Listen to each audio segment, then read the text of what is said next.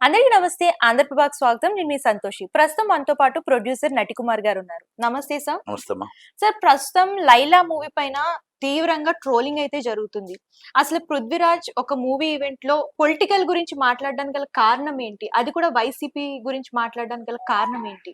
ఆయన ఎందుకు మాట్లాడాడో తెలీదు. హ్మ్. ఆ ఈవెంట్ అనేది ఒక 'లైలా' సినిమా ఈవెంట్. దాంట్లో యాక్ట్ చేసిన వ్యక్తి మాత్రమే. హ్మ్. ఆయన యాక్ట్ చేశాడు అంతే. ఒక హ్మ్. పాత్ర. చిరంజీవి గారిని చీఫ్ గెస్ట్‌గా పిలిచారు. హ్మ్. చిరంజీవి గారు సినిమా కోసం మాట్లాడాలి.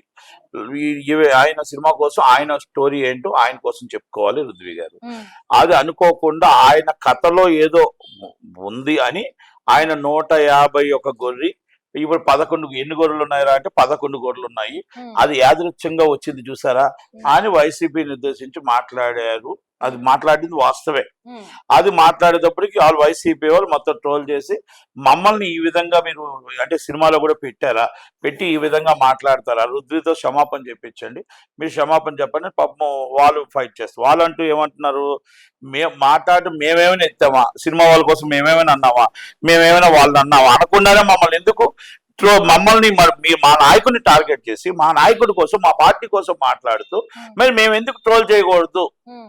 మీరు చెప్పండి అని కొంతమంది నాకు కూడా కామెంట్స్ పెట్టి కింద అన్న మీరు చెప్పండి, లేకపోతే ఇది మీరు మాట్లాడు వన్ సైడ్ మాట్లాడు. నేను వన్ సైడ్ మాట్లాడలే, తప్పనే చెప్తున్నాను. నేను అది సినిమా ఈవెంట్లో ఆ సినిమా ప్రోగ్రాంలో ఎవరో అతిథిగా పిలిచిన సినిమా ప్రోగ్రాంకి ఆ ప్రోగ్రాంలో మన ప్లాట్ఫామే మాట్లాడకూడదు.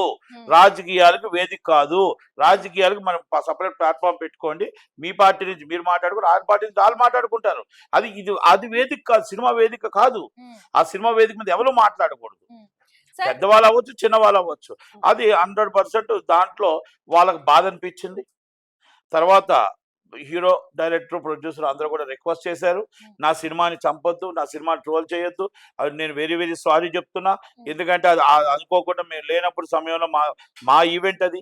ఆ ఈవెంట్లో ఆయన సినిమా యాక్ట్ చేశాడు కాబట్టి ఆయనకి ఆ మైక్ ఇస్తే ఆయన మాట్లాడింది తప్పే, దాన్ని ఒప్పుకుంటున్నాం. దయచేసి మీరు మా సినిమాని చంపొద్దు, సినిమాని సినిమాలాగా చూడండి అని చెప్పాడు. ఓకే. దాన్ని మనం కూడా పెద్ద మనసుతో వైసీపీ నాయకులు కూడా, వైసీపీ అందరూ కూడా పెద్ద మనసుతో దాన్ని కూడా ఒక పాజిటివ్గా తీసుకొని దాన్ని మాట్లాడండి అంతే తప్ప, దయచేసి తప్పులు జరుగుతాయి, అనుకోకుండా జరుగుతాయి కొన్ని. దానికి కూడా హీరో చెప్పాడు కదా, మన తర్వాత అందరూ కూడా ఆ డైరెక్టర్, ప్రొడ్యూసర్ అందరూ కూడా చెప్పారు కదా, హ్మ్. ఆ ఈవెంట్ ఎవరైతే ఆర్గనైజ్ చేస్తారో వాళ్ళు చెప్పారు. హ్మ్. కనుక పెద్ద మనసుతో మీరు ఆలోచించుకొని చేస్తే బాగుంటుంది అనేది. ఆ సినిమాని అలా సినిమాలో రాజకీయాలు మన సినిమాకి రాజకీయానికి ముడికట్టొద్దు. హ్మ్. అలాగే సినిమా ఈవెంట్లో రాజకీయాలు మాట్లాడొద్దు. హ్మ్. అలాగే సినిమాని బాగుంటే సినిమాని ఎవరు ఆపలేరు, ఓకే. బాగులేకపోతే ఎంత పబ్లిసిటీ ఉన్నా సినిమా చూడరు. హ్మ్. ఇది కూడా నేను చెప్తున్నా. బాగుంటే ఎవరు ఆపలేరు. చాలా సినిమాలు ట్రోల్ చేసి ఉన్నాయి. అది మంచి సినిమాలు హిట్ అయ్యాయి, మామూలు ఫ్లాప్ సినిమాలు ఆగిపోయాయి. అయితే హ్మ్. నేను వైసీపీ వాళ్ళకి నాకు రిక్వెస్ట్ ఏంటంటే, ఆయన రాజకీయంగా మాట్లాడడం తప్పు. కనుక దయచేసి మీకు హర్ట్ అయింది, బాధ అనిపించింది. కనుక అక్కడ ప్రొడ్యూసర్ రియాక్ట్ అయ్యారు, డైరెక్టర్ రియాక్ట్ అయ్యాడు, హీరో రియాక్ట్ అయ్యాడు కాబట్టి పెద్ద మనసుతో మీరు క్షమించి ఆ సినిమాని సినిమాలా చూడమని నా రిక్వెస్ట్. ఓకే. సార్ ఇంతకు ముందు 'విశ్వక్సేన్' మూవీస్ కనుక చూసుకున్నట్లయితే ప్రతి మూవీకి కాంట్రోవర్సీస్ అనేవి వస్తూ ఉంటాయి ఎక్కువ 'విశ్వక్సేన్' మూవీస్‌కి. సో ఇది కావాలని క్రియేట్ చేస్తారా? లేదంటే అనుకోకుండా 'పృథ్వీరాజ్' నోరు జారారా? అది కాదు, అసలేంటి? అది కూడా డౌటే ఉండే. ఆ! మొన్నటి దాకాన ఆ! ఎందుకంటే మన ఆయనది అంటే ఏదో మూవీలో ఒక కాంట్రవర్సీ. బజ్ ఈ క్రియేట్ మధ్యన ఈ చేయడానికి మధ్యన దానికి. నాట్ ఓన్లీ ఈజ్ హీరో, ఆ!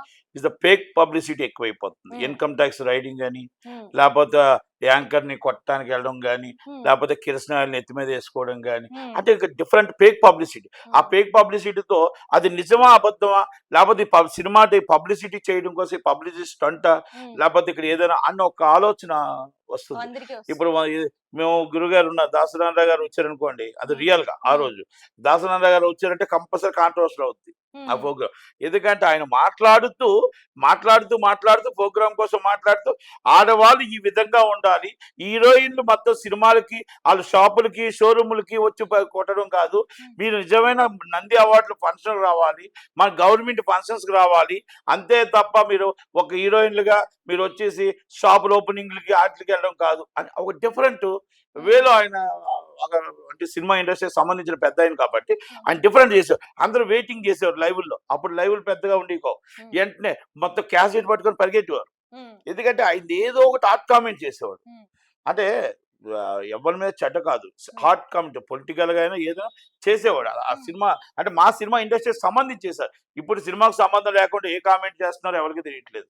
ఎక్కడ ఏ రాజకీయాలకు వెళ్ళిపోతుందో తెలీదు. ఇంకో రాజకీయంకి వెళ్తుందో తెలీదు. కానీ నేను ఇంకోటి కూడా ఏం చెప్తున్నానంటే ఫేక్ పబ్లిసిటీ మానండి. హ్మ్. ఇలాంటి పబ్లిసిటీలు కరెక్ట్ కావు. హ్మ్. దయచేసి పెద్ద మనసుతో అర్థం చేసుకోండి. హ్మ్. మీకెందుకంటే ఈరోజు విశ్వక్సేన్ గారు మీరన్నది డౌట్‌లోని క్లారిటీ ఉంది. ఎందుకంటే కొన్ని పబ్లిసిటీలో ఫేక్ వచ్చాయి.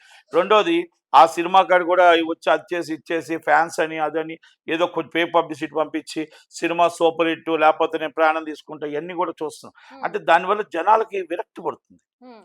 జనాలకి ఏంటిది ఈ పబ్లిసిటీలు ఏంటి? సినిమా చూసి నిజంగా ప్రేక్షకాదరణ పొందిన వాళ్ళు సినిమా చూస్తారు. సినిమా సంక్రాంతికి వస్తున్నాడు ఏ ఫేక్ పబ్లిసిటీ చేశారండి? ఏం చేయలే. మరి సినిమా ఆడిద్ది కదా! అంటే పబ్లిసిటీ సినిమా రూపంలోనే మీరు పబ్లిసిటీ చేయండి. అంతే హ్మ్. తప్ప ఫేక్ పబ్లిసిటీ చేయకూడదు. ఆ డౌట్ నాకుంది. కానీ ఇది రియల్ ఇది. ఇది అనుకోకుండా జరిగిన సంఘటన. హ్మ్. ఎందుకంటే ఆయన కూడా బాధపడ్డాడు చూసాం హ్మ్. కదా! ఇది రియల్‌గా జరిగింది తప్ప ఇది నాకు తెలిసి ఫేక్ అని నేను అనుకోవట్లేదు. దీనిపైన వైసీపీ వాళ్ళు ఎలాంటి చర్యలు తీసుకోవాలనుకుంటున్నారు? అంటే ఆల్రెడీ బాయ్‌కట్ లైలా అని చెప్పేసని అంటున్నారు. సో, ఎలాంటి యాక్షన్ తీసుకునే అవకాశం ఉంది వాళ్ళు? ఏం యాక్షన్ తీసుకుంటారమ్మా? ప్రజలు చూస్తానంటే ఆళ్ళేం చేస్తారు? హ్మ్. ప్రజలు చూడనంటే వాళ్ళేం చేయలేరు. హ్మ్. కాకపోతే ఏంటంటే అలాగా ఆళ్ళు బాయ్‌కాట్ చేసి రేపు ఉదయం ఏంటంటే కొంచెం పబ్లిసిటీల్లో ఎంతో కొంతమంది జనాలు సినిమాకి దెబ్బ తగులుతుంది. హ్మ్. ఆ దెబ్బ తగలకూడదు. హ్మ్. ఆ! వా వాళ్ళు 25,000 ఫీట్ చేశారు. కొన్ని లక్షల మందికెళ్తుంది. ఎళ్తున్నప్పుడు కొంతమంది జనాలు ఆగుతారు కదా! హ్మ్. ఆగడం వల్ల ఇబ్బందే కదా! హ్మ్. ఇప్పుడు నేను వైసీపీ అమ్మా. హ్మ్. నేను సినిమా చూడను. హ్మ్. మా నాయకుడు నువ్వు అన్నావు కదా! అని. హ్మ్. అప్పుడు అది నష్టమే కదా! అవును. అప్పుడు నిర్మాతకి. హ్మ్. అందుకే సినిమాని రాజకీయ వేదికగా వాడుకోవద్దు. హ్మ్. అందరూ కావాలి. అన్ని పార్టీలు కావాలి. మనకందరూ అవసరం. Thank you sir. Thank you.